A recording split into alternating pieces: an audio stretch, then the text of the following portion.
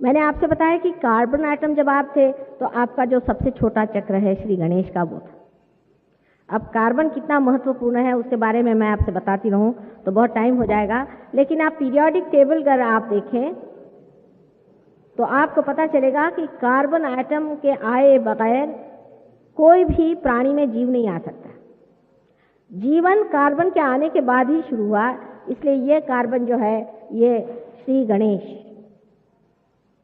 जो अपने अंदर मूलाधार चक्र पे बैठे हुए हैं उस श्री गणेश का द्योतक है। जिस प्रकार कार्बन में भी 4 वैलेंसीज होती हैं उसी प्रकार श्री गणेश के भी 4 हाथ हैं और ये चारों हाथ हमारे अंदर शक्ति के द्योतक हैं। जब हमारे अंदर मूलाधार चक्र जागृत हो जाता है तो हमारे अंदर ये चारों शक्तियां जागृत हो जाती हैं। इसी प्रकार अब हम हृदय चक्र की बात कर रहे थे कि हृदय चक्र जब इंसान का खराब हो जाता है या हृदय पे जब आघात होने लग जाते हैं तो आदमी में असुरक्षित भावनाएं आ जाती हैं, इनसिक्योरिटीज आ जाती हैं, जिससे भय आशंका आदि चीज़ें, डरना किसी चीज़ से, एकदम पता नहीं रात में बैठे बैठे। औरतों में ज़्यादातर होता है कि उनको हमेशा आशंका लगी रहती कि कोई हमें परेशान तो नहीं कर देगा, कोई हमें मार तो नहीं डालेगा। किसी को कुछ दिखाई देता है, कोई कहता मुझे यहाँ पर एक आदमी दिखाई दिया, कहीं कुछ हो गया। इसी से हिस्टेरिया आदि जो बीमारियाँ हैं, डरने की जो बीमारियाँ हैं वो सब होती हैं। इसको सुरक्षित रखने के लिए हमारा जो हृदय का सेंटर में जो हृदय का चक्र है उसे जागरूक रखना पड़ता। कल मैंने आपसे बताया था कि इसको जागरूक करने के लिए आपको जगदम्बा का ध्यान करना चाहिए, वो किस प्रकार करना चाहिए आदि सब कुछ आप सहयोग में सीख सकते हैं। असल में सहयोग में पार होने के बाद भी आपको सीखना पड़ता है कि ये चक्र क्या है, उसको जागरूक कैसे रखना चाहिए, कुंडलिनी को कैसे चढ़ाना चाहिए, किस तरह से ठीक रखना चाहिए। एक छोटी सी चीज़ अगर आपको मैं मोटर भी प्रेजेंट कर दूं और अगर ये नहीं आप सीख लें कि मोटर कैसी चलानी तो मोटर खड़ी रह जाएगी।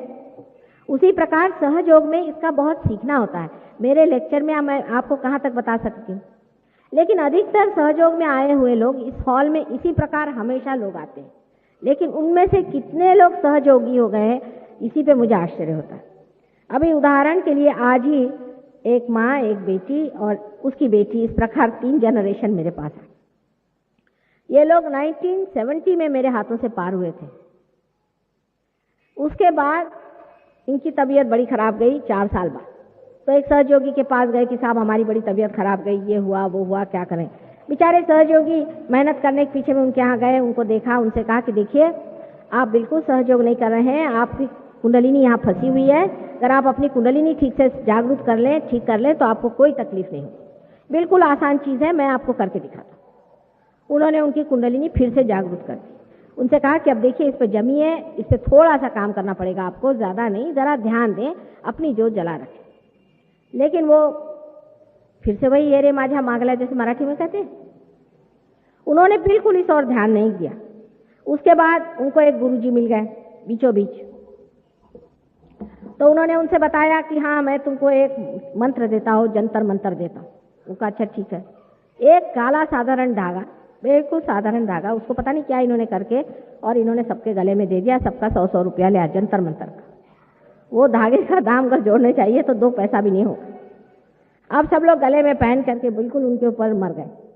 अब वो महाराज साहब जो है उनके बड़े ऐसे शिष्य, और उनको कहने लगे कि ये जो उदी है ये हम साईनाथ की उदी लाए हैं, ये अपने घर में रखिए। अब वो उदी लेकर के गई, अपने घर में उदी लगाने लगे। आज अब साईनाथ तो यहाँ है नहीं, बताएं कि ये किसकी उदी है, कौन से स्मशान घाट से उठा के लाए हो, और इसमें तुम्हारा कौन सा हेतु है।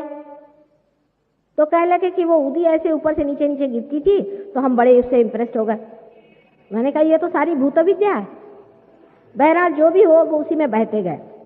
आज वो पहुंची देवी जी, तो उनकी माता जी जो थी वो तो चल नहीं पा रही थी, उनका सारा बदन यूं यूं हिल रहा था मेरे सामने।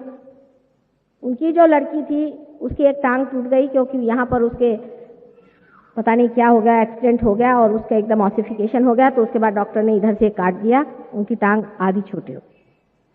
लड़की, उनकी जो लड़की थी उसको किडनी की ट्रबल हो गई और अब उसको डायलिसिस पे रखा हुआ है।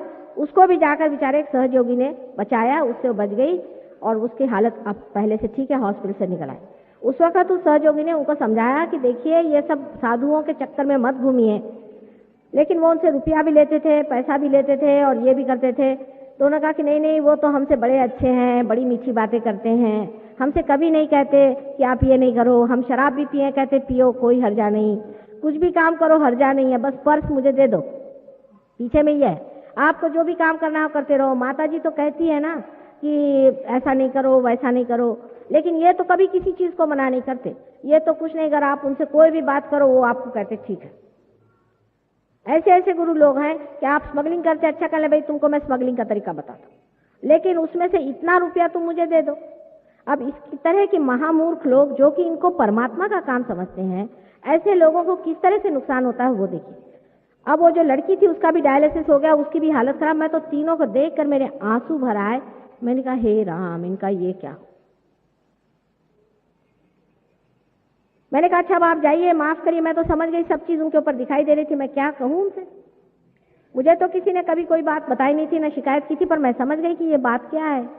तो मैंने कहा कि भाई तुम तो 1970 में हमसे पार हुई थी, उसके बाद वो जो दीप तुम्हारे अंदर जला था, जो तुम्हारे अंदर जो अनुभव आया था, उसका तुमने क्या किया ये।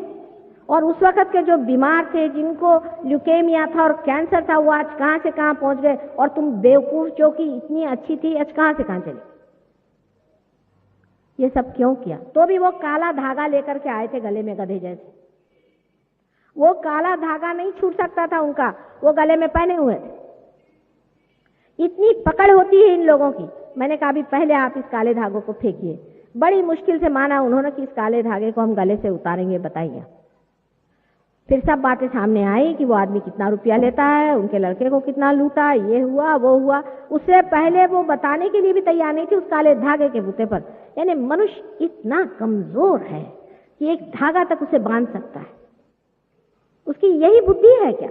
मैं कहती हूँ इतनी आप लोग अपनी बुद्धि की कमाल समझते हैं, आपके पास इतनी भी क्या बुद्धि नहीं कि समझ ले कि ये आदमी को हम देख रहे हैं कि इसका चरित्र अच्छा नहीं है, ये हमसे रुपया लूट रहा है, हमें परेशान कर रहा है, हमें इससे कोई भी लाभ नहीं, तो भी उसी के चरणों में तुम आप क्यों जाते हैं। और उनका भी हृदय चक्र ऐसा धकता धकता कैसे था। बहरहाल तुम तो जानते हो कि माँ जो है वो क्षमाशील है, मतलब क्षमा हमारा स्वभाव है, हम उसको कुछ किसी तरह से जीत नहीं पाते। मैंने ऐसा है कि जब ऐसी हालत में किसी देखा तो फिर थोड़ा सा तो जरूर कहा, लेकिन फिर उसके बाद फिर दिल लगा लिया, क्योंकि तकलीफ भी तो देखी नहीं जाती ना। बेवकूफ है तो क्या, बच्चे तो अपने ही हैं, उनकी तकलीफ भी नहीं देखी जाती। और मैंने उन्हें फिर से अपने दिल से लगा लिया। लेकिन क्यों मुझे परेशान करते हो, क्यों नहीं अपना जरा ख्याल करते, क्यों नहीं इसमें रचते हो। ये सब तुम्हारे लिए मुफ्त है, इसको पाओ, इसमें रचना चाहिए, इसको संभालो। एक माँ हर समय अगर आपकी रखवाली भी करते रहे और आप हर समय जाएं और आ बैल मुझको मार, नहीं तो किसी कुएं में कूद, नहीं तो कोई आग में कूद, इसकी क्या जरूरत है। ये शैतानों के काम है। समझना चाहिए कि जो आदमी भगवान के नाम पे आपसे पैसा लेता है वो शैतान है, शैतान। उसके पास बिल्कुल नहीं जाना चाहिए। आपको मैं समझा समझा के हार गई। इस बंबई शहर में कितने वर्षों से मैं यही बात कहती आई हूँ, पर अब भी मैं देखती हूँ कि आधा बंबई शहर न किसी आदमी के पीछे में लगा हुआ है। हर 7वें घर में एक गुरु का फोटो आपको मिल जाएगा। इतने हो गए हैं कि मच्छरों जैसे, और सबको ये मच्छर काटते रहते हैं और लोगों को अच्छा लगता है मच्छरों का काटना। उसमें एक ही बस बात है कि वो आपसे कहते हैं अच्छा आप मुझे पैसा दीजिए। कितनी बड़ी सूक्ष्म अहंकार पे चोट है, इसे आप देख लीजिए कि आप हमें पैसा दीजिए और हम आपके गुरु हो जाएंगे। साफ साफ नहीं कहते हो, गोल घुमा कहते, लेकिन आपको अच्छा लगता है कि ये हमसे रुपया ले रहे हैं, हम गुरु को खरीद रहे हैं। गुरु रख लेते हैं लोग। अभी हम एक गांव गए थे, वहां के देशमुख साहब खूब शराब पीते हैं। उनकी बीवी मेरे पास आई, मुझसे कहने लगे माँ इनकी शराब छुड़ा दो। मैंने देखा कि इनका चक्कर ठीक नहीं। कहने लगे कि नहीं हम तो बहुत धार्मिक है, हमने गुरु रखे हुए। मैंने कहा अच्छा, जैसे पहले लोग बाई लोग रख लेते थे या कोई ब्राह्मण लोग रख लेते थे, आजकल गुरु लोग रख लेते। और वो गुरु लोग को अपना पैसा सप्लाई होते रहता है और गुरु साहब कहते हैं कि ठीक है भाई तुम्हारी औरतों को मैं संभालता हूँ। ये औरतें जाकर के वो गुरु यंग आदमी हैं उनके नहलाते हैं, दुलाती हैं, ये करती हैं, वो करती हैं। और अगर वो कुछ कहें कि भाई तुम लोग शराब क्यों पीते हो, अपने आदमी से ऐसे कहें, तो गुरु साहब कहते हैं देखिए इनसे कुछ मत कहिए, मैं इनको ठीक कर लूंगा। अंत में मैं इनका भी कल्याण करूंगा। औरतों का तो कल्याण कर ही रहे हैं, अब उनका भी कल्याण करूं। आप अभी कुछ मत कहिए, इसलिए उनको सहयोग पसंद नहीं आ सकता। ऐसे लोगों को सहयोग नहीं पसंद आ सकता है क्योंकि वो चाहते हैं कि परमात्मा के नाम पर अपनी गंदगियां छिपा लें। कितनी गंदी चीज है, इससे परमात्मा का क्या नुकसान होने वाला है? अगर आपके अंदर गंदगी रहेगी तो इससे क्या परमात्मा को बीमारी होने वाली है कि आपको बीमारी होने वाली है? थोड़ा विचार करना चाहिए। परमात्मा तो निर्मल ही है, उसके अंदर तो कोई दोष है ही नहीं, उसको कुछ नहीं चाहिए। वो तो आपको समझा रहा है घर और कह रहा है कि भाई अपने अंदर की गंदगी को निकाल दो, उससे आपको तकलीफ हो। तो इस बात पर सब लोग नाराज हो जाते हैं। तो समझदारी की बात यह है कि जब आप पार हो जाते हैं, जब आत्म साक्षात्कार आ जाता है, आप खुद ही देखने लग जाते हैं अंदर में कि मैंने ये चक्र पकड़ा है, ये चक्र पकड़ा है, मेरा ये चक्र पकड़ा है, माँ मेरे चक्र साफ करो। आपको उसी की तकलीफ होने लग जाती है। वो कहते चलो इसको सफाई करवा दो। जिस प्रकार एक जानवर को आप गंदगी से ले जाइए, उसको पता नहीं चलता है, उसी प्रकार मनुष्य को कितने भी अनीति में से गुजार दीजिए, उसको पता नहीं चलता है कि अनीति है, ये पाप है, उसको समझ में नहीं आता है। पाप के प्रति उसकी संवेदना बिल्कुल जीरो हो गई। लेकिन जब वो पार हो जाता है, वो देखने लगता है कि इतनी गंदगी है, उसकी बदबू से आने लग जाती है। वो समझने लगता है कि ये मेरे अंदर छिपी हुई है, सारी चीजें निकल जाए जितने जल्दी अच्छा है, क्योंकि वही अपना डॉक्टर हो जाता है और देखने लगता है यही आत्म साक्षात्कार है। अपने सारे चक्रों को जानना, अपने अंदर की खराबी जानना और दूसरों के अंदर की जान करके भी उसमें सामूहिक चेतना में उसको महसूस करना, यही आत्म साक्षात्कार है। यह कोई लेक्चरिंग की बात बिल्कुल भी नहीं। कल भी मैंने आपसे कहा यह घटित होना चाहिए अंदर। लेकिन इसमें अगर आप रुझे नहीं, इसमें आप बैठे नहीं, इसमें आपने मेहनत नहीं की और जो आपकी पिछली आदतें थी, जैसे कि बहुत अहंकारीपना करना और बेवकूफियां करना, तो फिर ये चीज चलने नहीं वाली।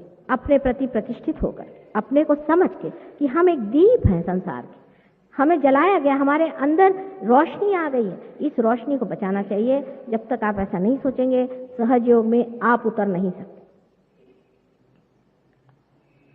आज सारे संसार को आप देखिए तो एक कगार पे खड़ा हुआ है। इससे उसको उस ऊंची दशा में उतरना ही है। ये उसके उत्क्रांति का चरम पद है, ये उसको लेना ही है। अगर उसने नहीं लिया तो उसका इलाज भी आने वाला है।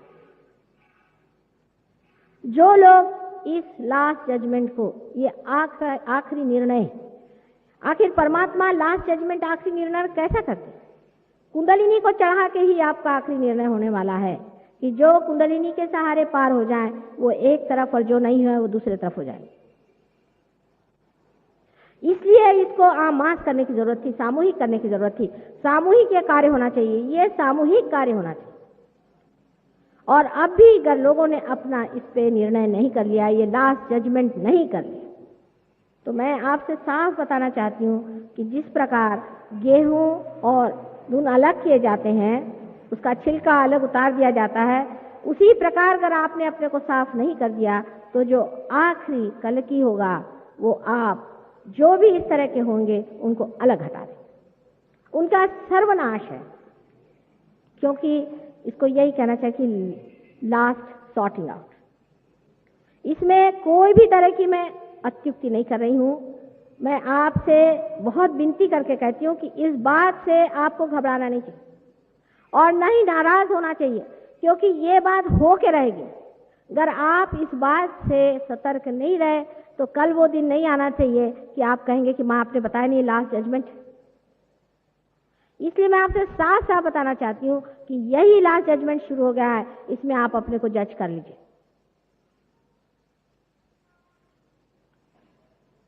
अब हमारे जो चक्रों में से जो आज्ञा चक्र है उसके बारे में मैं आपसे बताऊंगी, जो बहुत ही महत्वपूर्ण है। आज्ञा चक्र जो है ये हमारे मस्तिष्क के अंदर, ब्रेन के अंदर में पीनियल बॉडी और पिट्यूटरी नाम की जो संस्था है उसके बराबर बीचों बीच है, और वहां पर रह करके अति सूक्ष्म ये सेंटर है।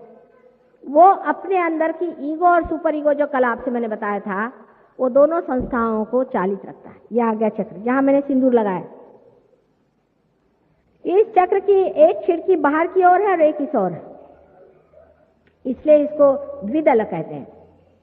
इस चक्र के पीछे की तरफ जो खिड़की है उससे हमारा सुपर ईगो माने हमारा मन संचालित रहता है, और जो सामने की खिड़की है उससे हमारा अहंकार संचालित रहता है। अब इसीलिए कहा गया है कि किसी के सामने माथा झुकाने की जरूरत नहीं। मैं सबसे आपसे भी कहती हूँ कि आप भी मेरे पैर क्यों छूते हैं? जब तक मैंने आपको कुछ दिया नहीं, क्या जरूरत है आप मेरे पैर छूइए? मतलब इसलिए मैं कहती हूँ कि अगर मैंने कह दिया छू लीजिए तो आप सारी दुनिया के छूना शुरू कर देंगे। किसी के भी आगे मत्था झुकाना गलत चीज है। ये परमात्मा ने बनाई हुई पेशानी, सिवाय उस आदमी के जो कि स्वयं साक्षात परमात्मा से प्रेरित है, जिसने आपको कुछ विशेष अनुभव दिया है, उसी के सामने सर झुकाना चाहिए। लेकिन हम लोगों की ऐसी प्रथा हो गई कि हर जगह जाके हम सर झुकाते रहते हैं। इसलिए ये जो पेशानी है, जहां ये आज्ञा चक्र है, इसमें दोष आ जाता है। आज्ञा चक्र का दोष जो है पीछे में आता है। जब आप पेशानी किसी के आगे झुकाते हैं तो इसका दोष पीछे में आता है, और आगे का दोष जो है वो अति विचार करने से आता है। कोई आदमी अगर हर समय सोचता रहे तो उसमें ये दोष आ जाता है, या जो अहंकारी मनुष्य होता है उसका भी दोष इस चक्र पे आ जाता है। अब इस चक्र के जो द्विदल है, माने समझ लीजिए दो हाथ है, उसमें से जो बीचों बीच जो इसका तत्व है वो तत्व एकादश रुद्र कहलाया जाता है। माने उसमें 11 शक्तियां हैं, जो हमारे माथे पे यहाँ 11 चक्र है। बहुत महत्वपूर्ण 11 चक्र है। इसी एकादश रुद्र से ही कल की बनेगा, इसी से सर्वनाश होने वाला है, इसलिए इसको बचाना बहुत जरूरी है। और इसके जो तत्व स्वरूप संसार में सबसे बड़े अवतरण हुए हैं वो हैं जीसस क्राइस्ट। ये श्री गणेश, एक तरफ से इनका हाथ समझ लीजिए श्री गणेश का है, एक अंग इनका श्री गणेश का है जो कि लेफ्ट साइड है, और राइट साइड जो है वो कार्तिकेय स्वामी, आप जिनको जानते हैं। कार्तिकेय स्वामी के बारे में आपने सुना होगा, और जिनको दक्षिण में बहुत लोग मानते हैं उनको मुर्गन कहते हैं। इस प्रकार इनके 2 अंग हैं, और इन 2 अंगों को मिला करके ही जीसस क्राइस्ट इस संसार में आए।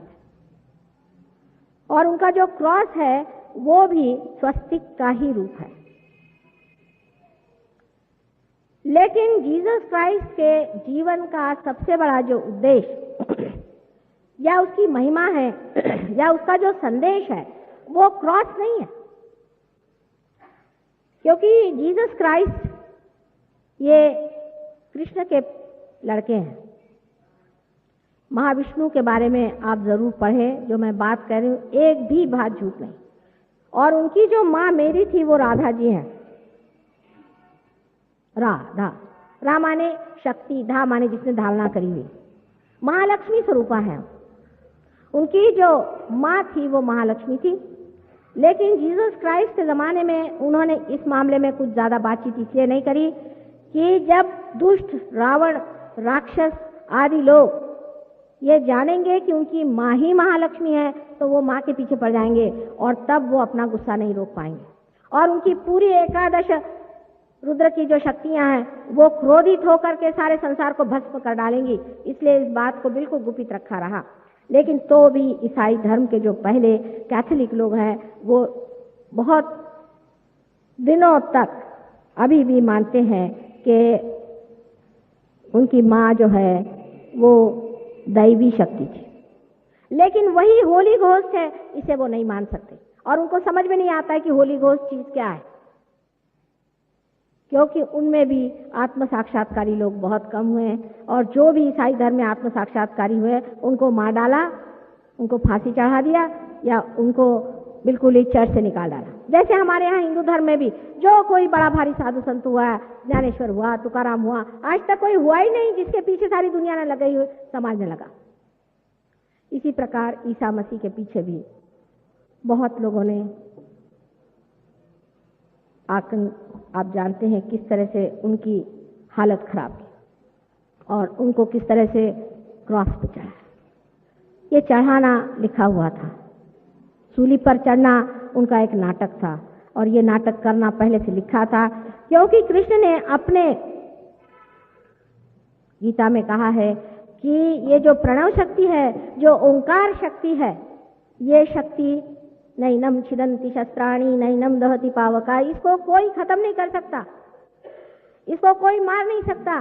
उनकी इस बात को सच करने के लिए ही ईसा मसीह को आज्ञा चक्र पे सूली होना पड़ा। हर एक इनकारनेशन ने, हर एक अवतार ने संसार में आकर के एक नया कदम लिया। अब आज्ञा चक्र का जो पकड़ है वो बहुत ही छोटी सी, उसमें जगह ही छोटी सी, और उसमें से अति पवित्र चीज ही गुजर सकती है। बाकी जितने भी अवतार हुए हैं, माने गणेश छोड़ करके बाकी जितने भी अवतरण हैं संसार में आए हैं, श्री विष्णु के अवतरण, वो सारे ही स्वदेह हैं। उनके